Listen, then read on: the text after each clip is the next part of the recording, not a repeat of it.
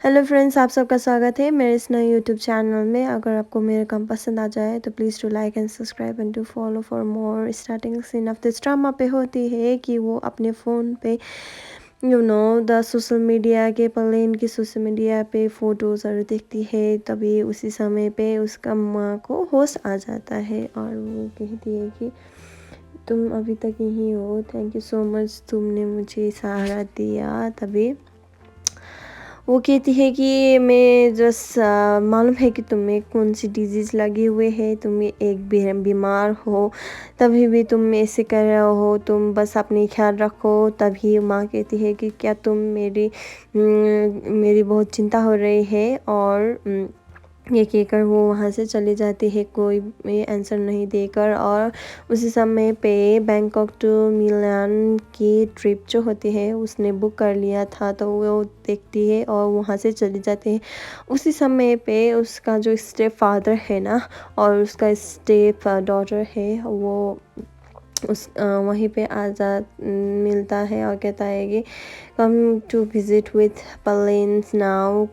मैं पलेन तुम्हारा स्टेप मॉम नहीं, तुम मेरे वाइफ है, तुम उसे रिस्पेक्ट दोगी।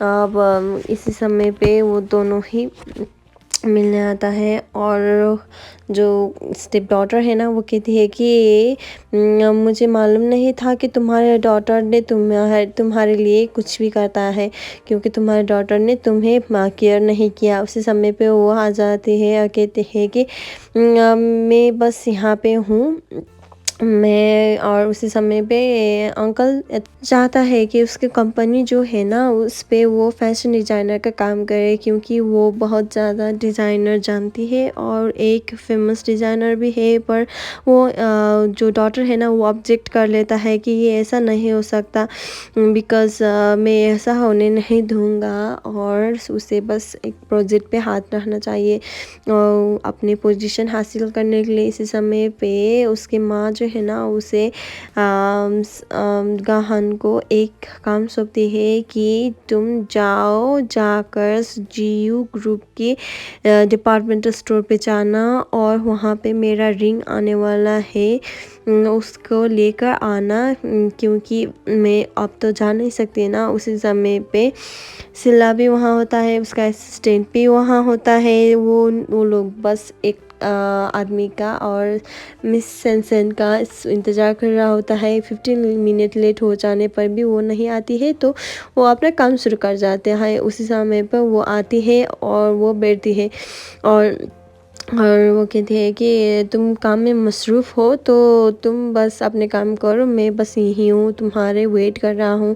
तभी वो बस पेशेंटली वेट कर रहा होता है इधर पे वेट कर रहा होती है हमारे गाहन भी, क्योंकि 15 मिनट तक वेट करेगी नहीं तो वो चला जाएगी। उसी समय पे सिक्योरिटी जो ऑफिस में है ना वो उसकी गाहन की सिस्टर सलीन को मिलने के लिए आता है, पर वो नहीं होता है। उसी समय पे सनसन को बहुत ज़्यादा वेट करना पड़ता है, तो कहता है कि आपको कितना देर लगेगी आपने काम ख़त्म करने के लिए। वो कहता है कि मुझे 2 आवर्स लगेगा।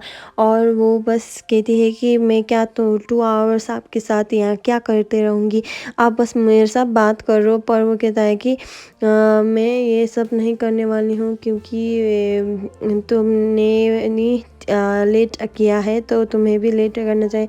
मैं बस तुम्हें रिस्पेक्ट दे रहा हूँ, तुम्हें भी रिस्पेक्ट देना चाहिए। पर वो रिस्पेक्ट नहीं देती है और वहाँ से चले जाती है। तभी गाहन के साथ वो इंसिडेंट हो जाता है, जिसका एक्सप्लेनेशन मैंने अगली पार्ट पे रखा हुआ है, तो आप please go back and look there. आप आगे एक्सप्लेन करते हैं कि वो बस अपने फैमिली के नाम सुनकर वो वहाँ पे आ जाता है। और उसी समय पे उस लड़की को देखते ही वो सब कुछ इंसिडेंट याद आता है जो अगले दिन पर हुआ था।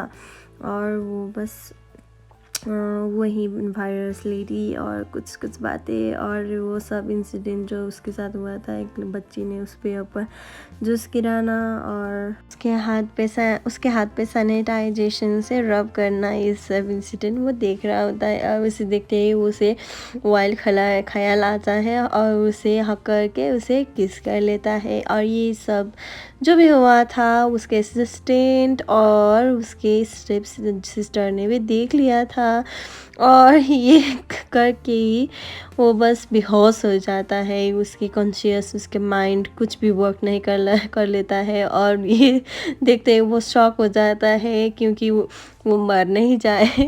वो बस उसे यही प्रार्थना कर रहा होता है। उसी समय पे वो घर जाकर अपने मुंह पर सैनिटाइज करता है और जब सैनिटाइज करने की सोचता है तो वो लड़की के याद आता है। उसी समय पे सीन शिफ्ट होता है इधर।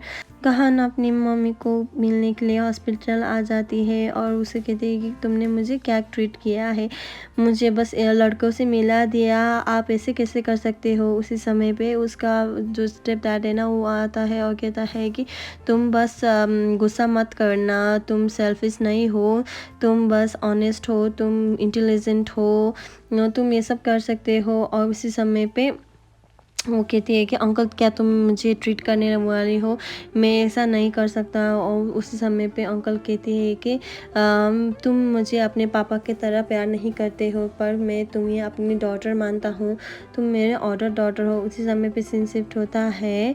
जो लीता है ना जो उसे कहता है कि I am this Chandra D, short form में लीता कहती हूँ क्योंकि ये बहुत ज़्यादा लंबा नाम है तो मैं प्रोनाउंसिएशन करने में थोड़ी दिक्कत हो जाती है। उसी समय पे वो कहती है कि मैं बस इस GU ग्रुप कंपनी के में अपने क्लोथ्स बेचना चाहती हूँ ताकि हमें 30% जितनी मुनाफा हो जाए और इसी तरह से हम प्रॉफिट कमा सकते हैं। पर वो कहता है कि मैं बस क्वांटिटी हेरता हूँ, क्वांटिटी नहीं देखता हूँ, बस क्वालिटी देखता हूँ। उसी समय पे वो अपनी होल बॉडी स्कैन कर रहा होता है कि कोई इन्फेक्शन कोई कि नहीं, हार्ट ब्रेथ और फिजिकल एग्जामिनेशन करने लगता है। उसी समय पे उसके कॉल आ जाता है। उसका ब्रदर जो है ना एक प्लेस पे बैठा हुआ होता है, वो बस उसे लेने के लिए आता है पर वो जो है ना वो इधर उधर भागने लगता है कि क्योंकि उसे घर नहीं जाना है, उसे ग्रैंड मम्मी से नहीं मिलना है। और ब्रदर कहता है कि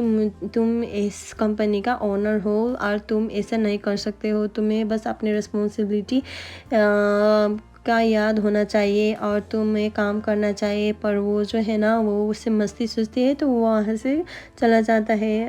उसी समय पे स्टेप फादर अंकल जो होता है ना वो उसे घर लेकर आता है। उसी समय पे मेड जो है ना वो कहता है कि तुम यहाँ कैसे आ गए। उसी समय पे रीता भी कहती है कि कुछ लोग होते हैं उसका जो हाथ पैर भी होता है तभी भी वो दूसरे पे डिपेंड करता है, उसे बॉडी लीच कहते हैं। और वो बस एक ड्रेस की तरह होती है, कभी इधर कभी उधर। और उसी समय पे उसे भी गुस्सा आ जाता है तो वो भी कुछ ना कुछ पक देता है। उसी समय पे वो हाथ उठाते हैं और कहता है कि तुम ऐसे गलती मत करना, नहीं तो तुम बहुत ज़्यादा पछताओगे। अगर तुम्हें मालूम नहीं है तो तुम अपने पापा से पूछ लेना कि मुझे क्यों ये घर पे बुलाया है। और उसी समय पे वो बस उसे देखता रहता है। उसी समय पे सीन शिफ्ट होता है। जो लीता है ना वो फिर से वो मिलने के लिए आता है सिला से और कहता है कि मैं अपने कंपनी के बिलो आवर लेवल के आदमी से बात नहीं करता हूँ, नहीं उसका प्रोडक्ट बेचता हूँ। तभी वो बहुत ज़्यादा गुस्सा हो जाती है। उसी समय पे सीन शिफ्ट होता है मॉर्निंग पे। वो जब वो उठ रहे होते हैं तभी डोर तो लॉक होता है पर वो अंदर आ जाते हैं। कौन, मेड, और कहती है कि मैं बस यहाँ घर की सफाई करने के लिए आई हूँ, आपको मालूम नहीं है ये लीता का घर है। और वो कहती है कि मुझे तो अंकल ने इधर पे दिया है, ये रूम मेरा है, तुम मेरे परमिशन के बजाय तुम नहीं आ सकते। अगर तुम्हें क्लीन ही करना है ना तो मैं बस ये सब कुछ इधर उधर मैस अप कर लेता है और उसे बहुत ज़्यादा काम करना पड़ता है। और इधर ही नहीं वो वॉशरूम में भी जाती है और उधर भी सब सामान इधर उधर करने लगते हैं। अब तुम काम करो, ये लो मैंने तुम्हारे लिए काम बढ़ा दिया है। और इधर इसी समय पे सीन शिफ्ट होता है। हमारे owner of Jio group company जो अपने गिटार से अपने मम्मी पापा के पास बैठकर गाना गा रहे होते हैं, उसी समय पे रीता भी आता है और कहती है कि मैं बस तुम्हें गान हान से मिलाती हूँ। In the exchange of that तुम मेरे साथ मेरे लिए एक काम करना पड़ेगा। तो वो राजी खुशी मान जाता है। इधर पे लीता फिर से सिला के ऑफिस पे आ जाते हैं। उसे हलाक रोकने की कोशिश करता है उसका असिस्टेंट, पर वो कामयाब नहीं होता है और वो अंदर जाती है और कहती है कि मैं बस यहाँ पे आई हूँ कि तुम्हें कुछ कह सकूँ कि ये देखो संसार की सिग्नेचर है।